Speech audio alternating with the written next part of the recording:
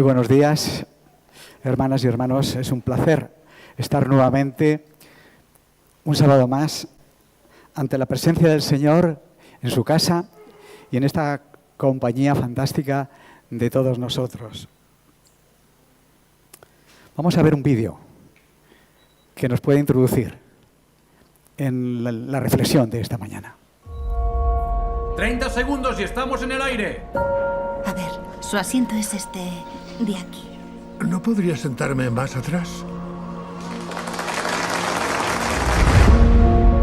Y ahora, una historia extraordinaria sobre un joven que hace muchos años fue de visita a Praga. Allí se encontró a miles de refugiados, abandonados ante la inminente invasión de Hitler.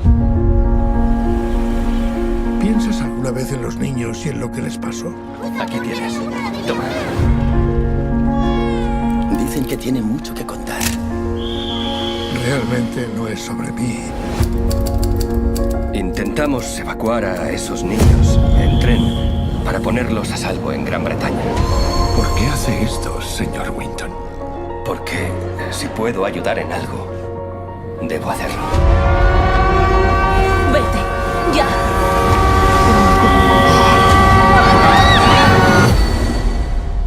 Nicky, debes saber que no puedes salvarlos a todos. Y no debes culparte por eso. Yo lo empecé y yo tengo que acabarlo. No podemos abandonarlos a su suerte. Lo que conseguiste es increíble. Hacemos todo cuanto podemos. Tiene mucha fe en la gente corriente. Porque yo soy un hombre corriente. Quien salva una vida salva al mundo entero. Disculpe, pero ¿de cuántos niños estamos hablando? Una pregunta. ¿Hay alguien entre el público esta noche que le deba su vida a Nicholas Winton?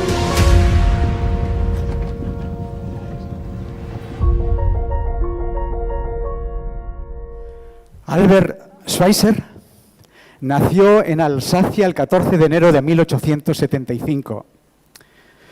Su padre y abuelo habían sido pastores luteranos y sus dos abuelos, grandes músicos y organistas. Por eso, la religión y la música eran sus dos grandes pasiones desde la infancia.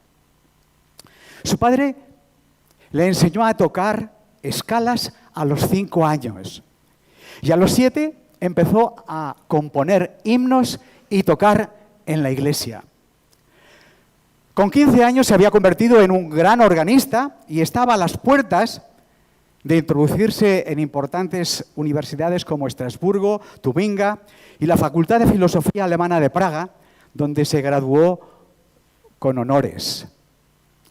Poco después, no tardó en ser reconocido como un gran escritor que sorprendió a los teólogos de su tiempo, defendiendo apasionadamente frente a la alta crítica la figura histórica de Jesús, su vida, sus enseñanzas y los principios de su reino que estaba por llegar. Alcanzó una gran reputación como erudito en el Nuevo Testamento, en las cartas de San Pablo, porque hablaba de la segunda venida de Cristo, que era próxima.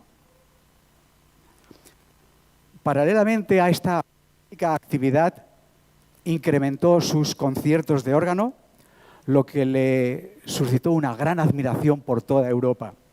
Pero lo que más impactó al mundo fue su filosofía, llena de respeto por la vida, y su crítica a la civilización occidental por el progresivo abandono de sus raíces éticas. La filosofía verdadera, dijo, debe comprender el hecho más importante y extenso del ser humano, que es: yo soy un ser vivo y deseo vivir.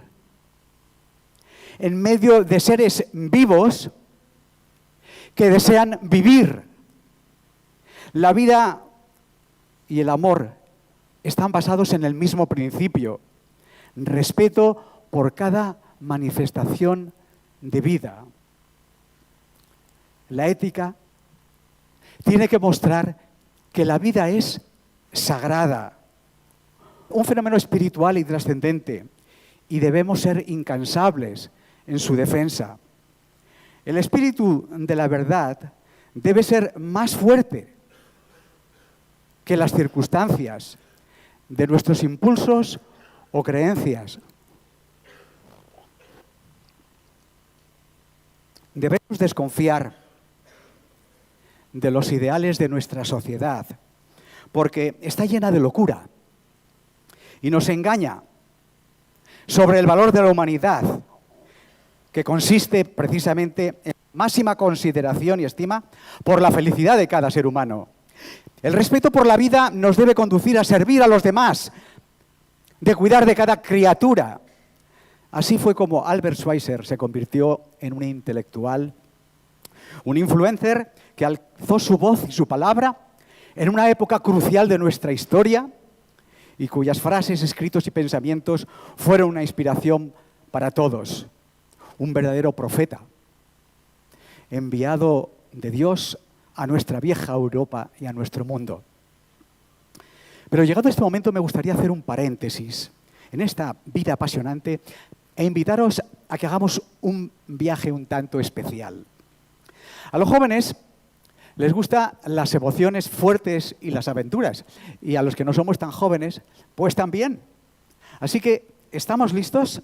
Tenemos que abrocharnos los cinturones de seguridad, sujetarnos bien al asiento, porque volamos en el túnel del tiempo 2800 años hacia atrás. Siglo VIII, antes de Cristo. El Señor habla a su pueblo, enviando profeta tras profeta para advertirle de su penosa situación. Y a través de Miqueas, contemporáneo de Isaías, denuncia la maldad de Jerusalén, de Israel, de las ciudades de Judá, de Samaria, de las clases dirigentes y de todos sus habitantes.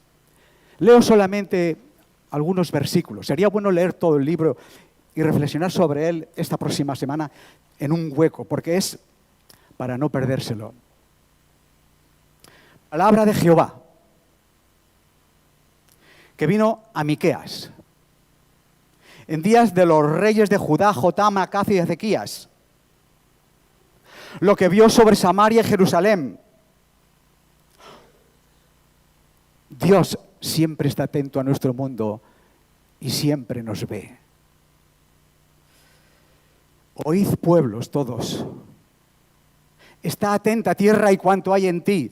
El Señor Jehová, el Señor desde su santo templo es testigo contra vosotros, por la rebeldía del pueblo de Jacob y por los pecados del reino de Israel. ¿Y dónde está la rebeldía de Jacob? En el pueblo de Samaria. ¿Y dónde los santuarios paganos de Judá? En la misma Jerusalén.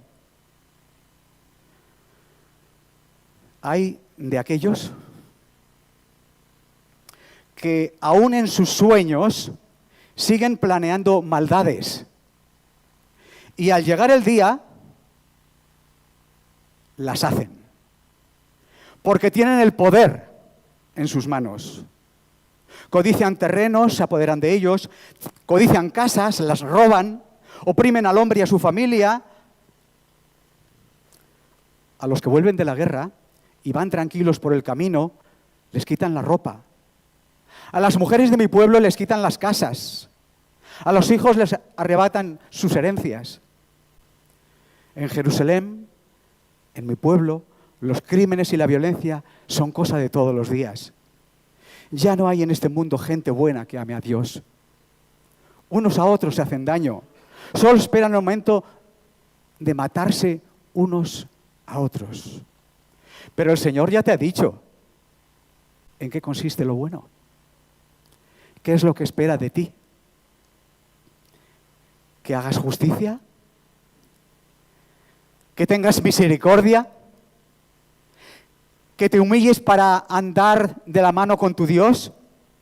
Por eso yo esperaré en el Señor. Pondré mi esperanza en Dios, mi Salvador, porque Él me escuchará, pase lo que pase.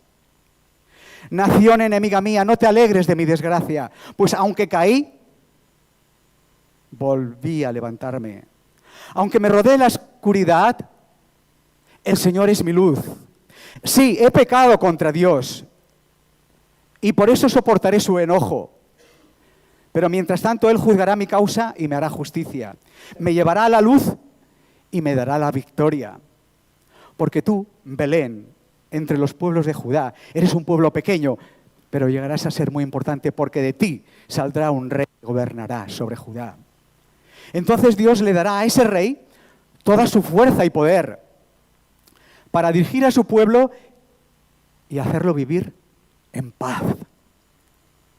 Subamos al monte de Sión, al templo de Dios, para que Él mismo nos enseñe y podamos obedecer sus mandamientos. Dios mismo será nuestro maestro desde el monte de Sión, desde Jerusalén. Dios mismo dictará sentencia contra las naciones y pueblos lejanos. Y ellos convertirán sus espadas en herramientas de trabajo. Nunca más nación alguna volverá a pelear contra otra, ni se entrenarán para la guerra. Todo el mundo vivirá tranquilo bajo la sombra de su viña o de su higuera, porque Dios así lo ha prometido. Y resulta increíble que 28 siglos después de estas escenas, nosotros hoy podamos tener la perspectiva histórica para poder analizar y comprender todo lo que ocurría en aquel tiempo, todo lo que ha pasado a lo largo de la historia en el mundo y todo lo que nos está ocurriendo hoy y nos espera en el futuro. Porque solamente la Biblia, la palabra de Dios, nos da luz sobre el misterioso enigma de nuestro corazón. El corazón humano, siempre el mismo a través de todas las épocas. Siempre orgulloso, egoísta, guerrero, cruel. Nada ha cambiado, nada en su ADN. Y sigue siendo hoy, como entonces, esclavo de las mentiras y engaños del adversario y sus pasiones criminales. Pero afortunadamente nosotros hoy tenemos el infinito privilegio de haber visto cumplimiento de las promesas de Dios en cada generación. Hemos visto a Dios mismo renunciar a su trono en el centro del universo, a su gloria, venir aquí, a nuestro oscuro mundo, hacerse hombre y enseñarnos cómo vivir los principios de su reino, morir en nuestro lugar, pagar nuestra deuda por nuestros pecados y desvaríos y darnos fuerzas para poder cambiar, para dejar nuestra vida loca de pecado en el pasado y poder ser libres de la esclavitud, hoy en todas sus formas. Dice Mateo 9, recorría Jesús todos los pueblos y ciudades, enseñaba en las sinagogas, anunciaba las buenas noticias del reino, sanaba a la gente de dolores y enfermedades. Y al ver las multitudes, tuvo compasión de ellas porque estaban desamparadas y dispersas como ovejas que no tienen pastor. Jesús le dijo a sus discípulos, son muchos los que necesitan entrar en el reino de Dios, pero son muy pocos los discípulos para anunciarle las buenas noticias. Por eso, pídanle a Dios que envíe más discípulos para que compartan las buenas noticias con toda esa gente. Y nosotros tenemos hoy el mismo reto. Y vamos a pedirle a Dios en estos momentos que mande más obreros. Padre, estamos en las escenas finales de este mundo. Se halla en la oscuridad. Y somos pocos los que llevamos tu palabra.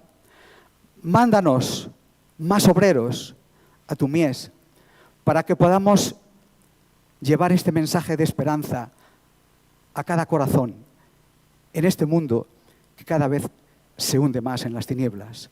Te lo pedimos en el nombre de Jesús. Amén.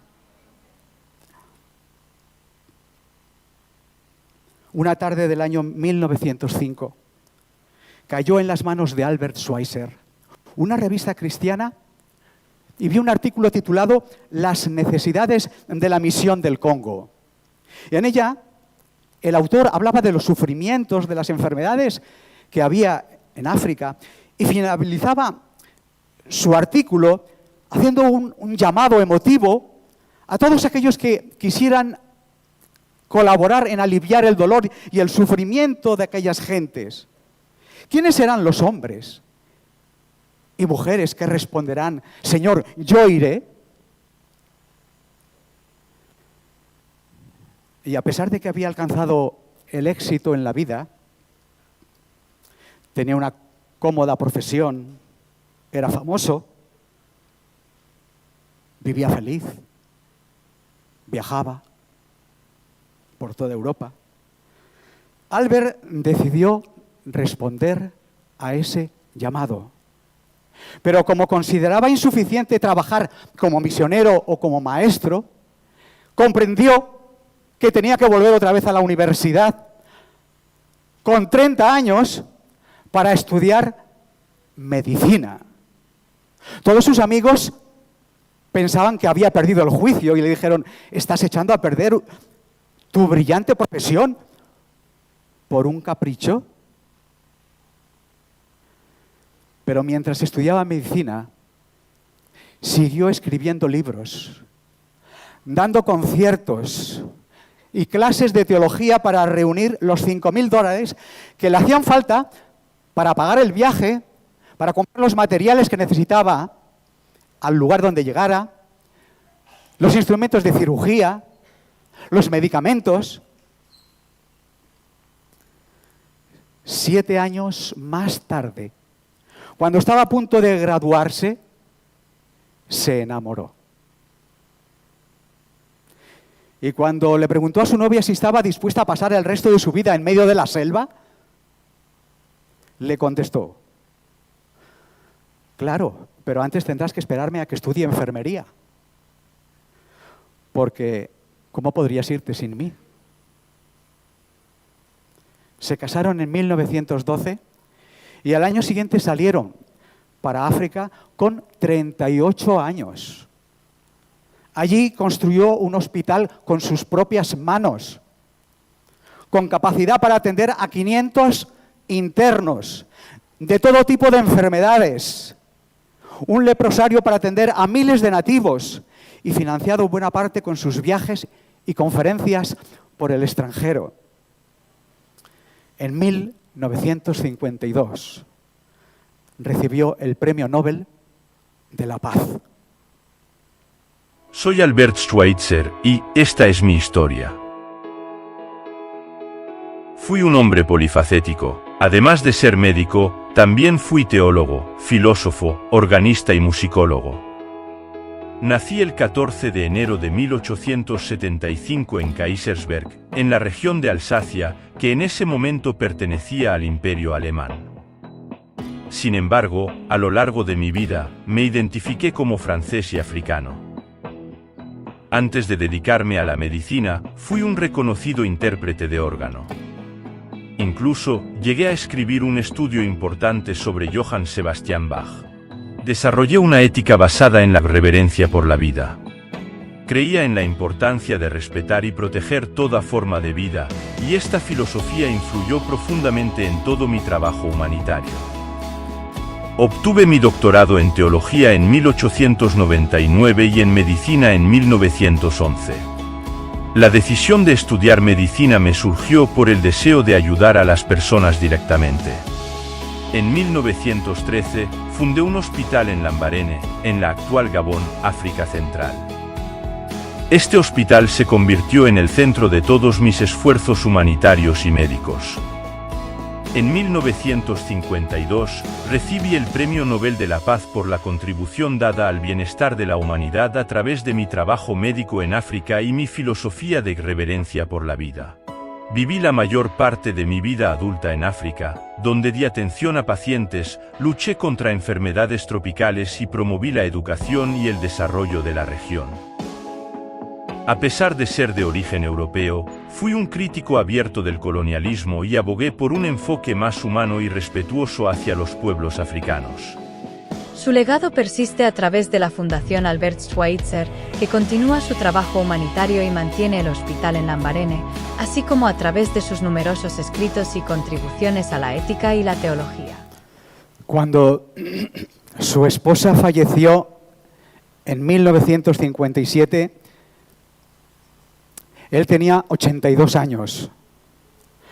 Y sus amigos y colaboradores confiaban en que regresaría, volvería a Europa. Pero él pensaba que los africanos eran su pueblo y no podía abandonarlos. Así que murió en Gabón el 4 de septiembre de 1995 a los 90 años. Durante el sepelio, uno de sus ayudantes expresó el sentimiento de los habitantes de África.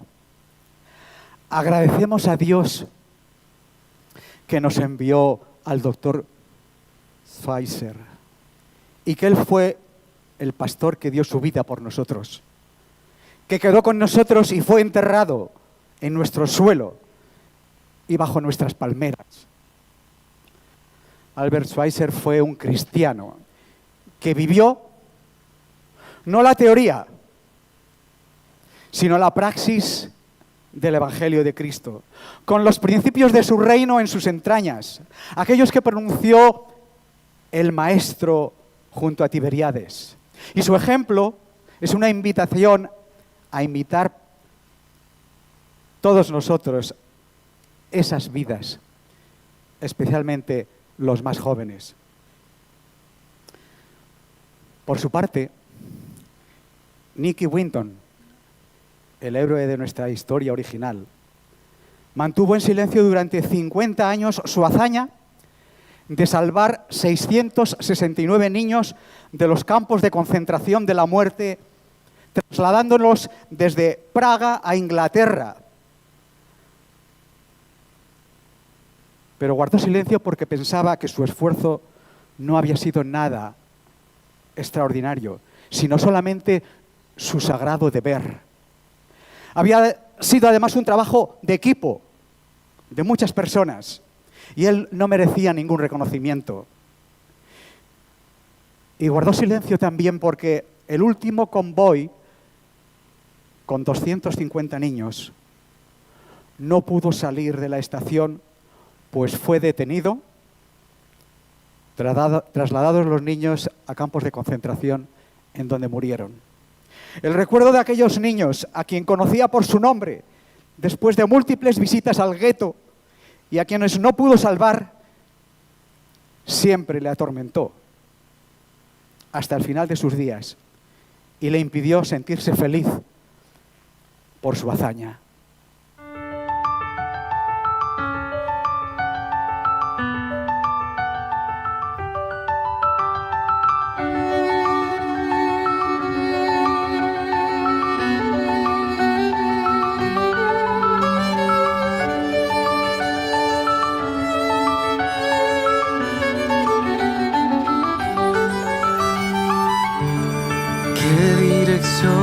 Estoy siguiendo.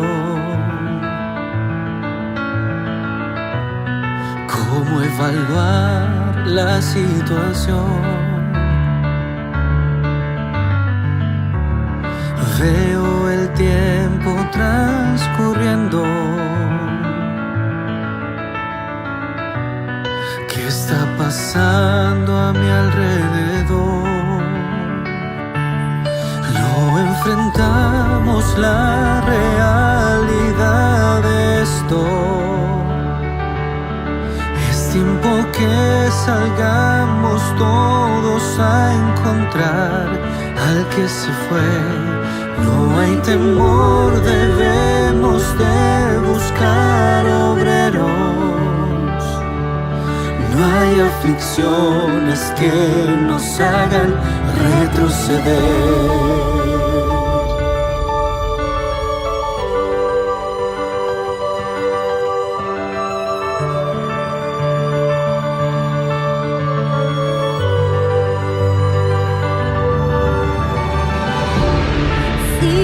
Seguimos firmes al Maestro,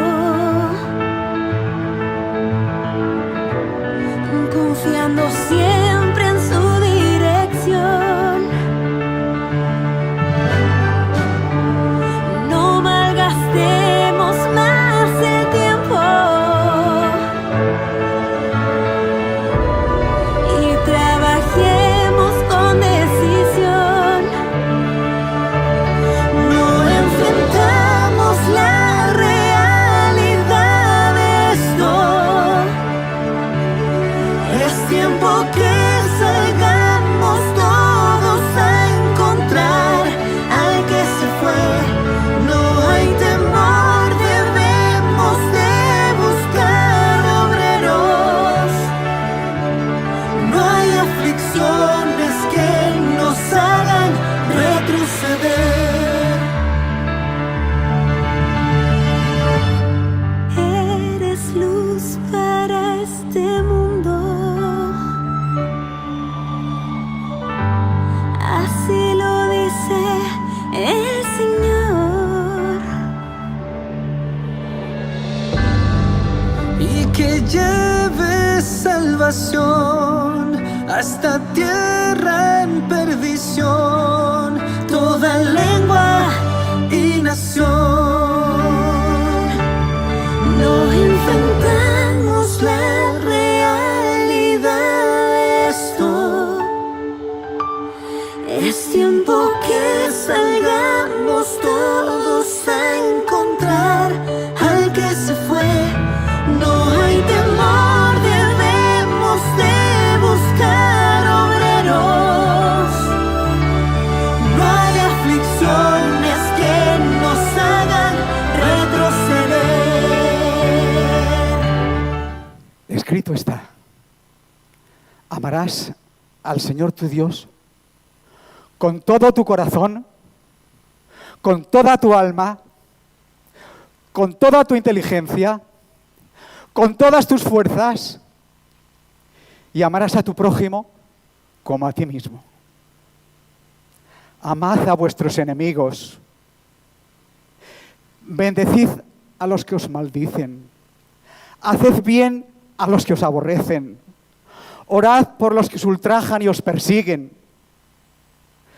Todo el que odia a su hermano es un asesino, y sabéis que ningún asesino puede tener vida eterna en sí mismo.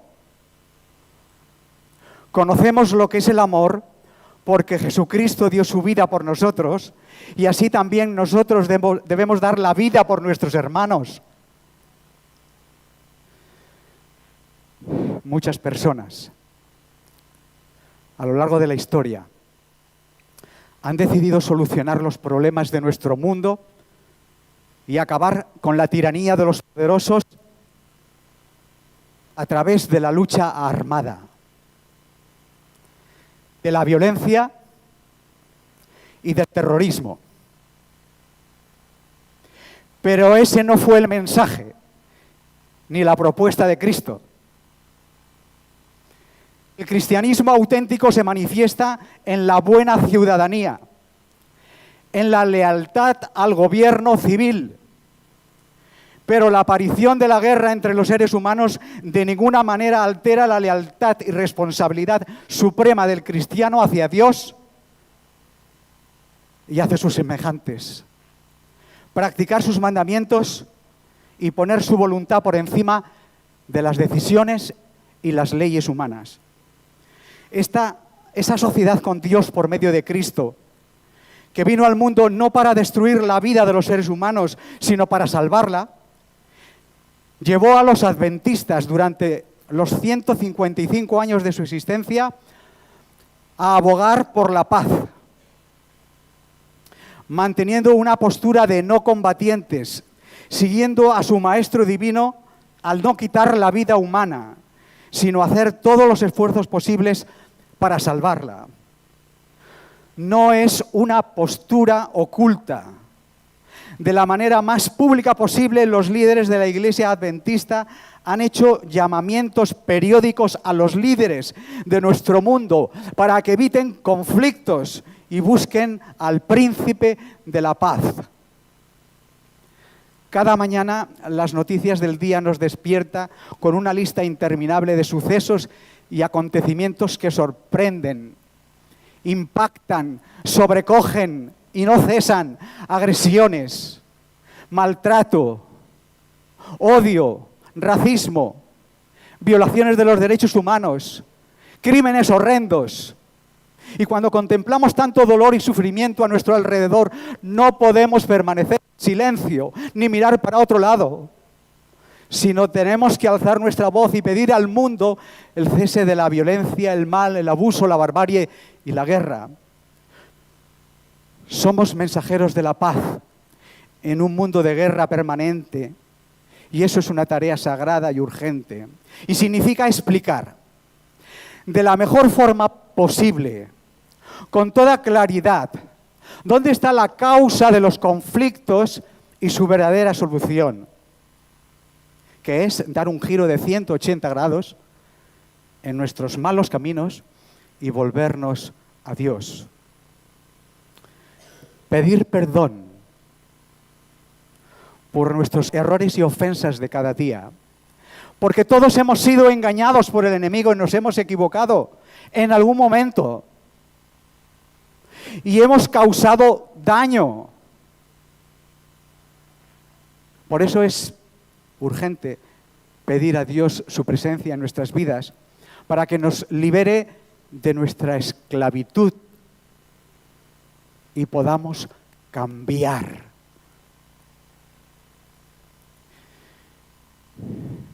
En el libro Hechos de los Apóstoles de Elena White comienza con estas palabras y leemos: la Iglesia es el medio señalado por Dios para la salvación de los hombres. Fue organizada para servir y su misión es la de anunciar el Evangelio al mundo. La Iglesia es la depositaria de las riquezas de la gracia de Cristo y mediante la Iglesia se manifestará con el tiempo aún a los principados y potestades en los cielos el despliegue final y pleno del amor de Dios. En este momento hay más de 2.300 millones de personas en este mundo que se dicen, se llaman y llevan la etiqueta de cristianos. Pero si todos fuéramos verdaderos cristianos, no habría guerra en nuestro mundo. 1 de cada 3 habitantes se declara cristiano. Entonces el Evangelio se habría podido predicar ya hace mucho tiempo. Por lo menos a nosotros nos queda esa responsabilidad. Y aunque a veces pensamos que la carga es muy pesada, no tenemos otra que ponernos de rodillas delante del Señor para poder cumplir nuestra misión y terminar su obra. Trabajar por la paz es defender la vida. Y defender la vida es cuidar de nuestro prójimo y de la creación de nuestro planeta. Y proteger la creación es honrar al Creador. Y honrar al Creador es adorar a Dios y dar gloria a su nombre. Porque la hora de su juicio a todas las naciones ha llegado.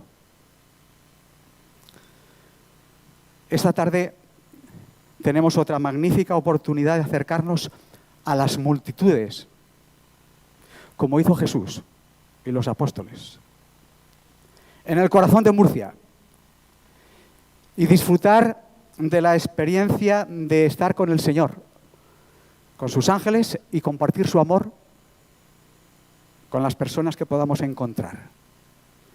Él nos espera a las 5 aquí en la iglesia para orar y prepararnos para esa preciosa aventura de fe y que podamos disfrutarla con gozo.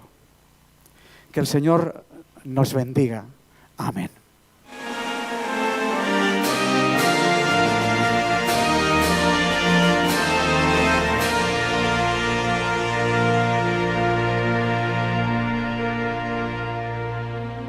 Yo te creé, te formé con amor. y desde el principio te elegí. Conozco cada parte de tu ser, tus alegrías y tus luchas, tus sueños y tus miedos. No hay nada que pueda apartarte del amor que siento por ti. Grabado te llevo en la palma de mis manos. Quiero lo mejor para ti, más allá de lo que puedas imaginar. Te llamo a tener fe, a confiar en mí. Porque soy el que ha sufrido tus penas, el que ha luchado tus batallas, el que ha vencido incluso a la muerte por ti. Dejé mi gloria para darte vida y te ofrezco la verdadera libertad en mí. Soy tu salvador, tu fuerza y tu refugio. Te protegeré en todos tus caminos. Nunca te abandonaré. Siempre te guiaré, porque esa es mi promesa. Pon tus miedos, tus vergüenzas y tu dolor en mis manos, y yo te daré paz, alegría y esperanza. Mis respuestas a tus oraciones siempre llegarán en el momento adecuado. Solo tienes que creer y confiar en mí. ¿Quieres que yo viva en ti? Pronto te voy a abrazar, y ya no habrá más lágrimas, ni dolor, ni muerte. Te amo, y eres precioso a mis ojos. Alza tu mirada al cielo, porque lo he prometido. Sí, vengo pronto.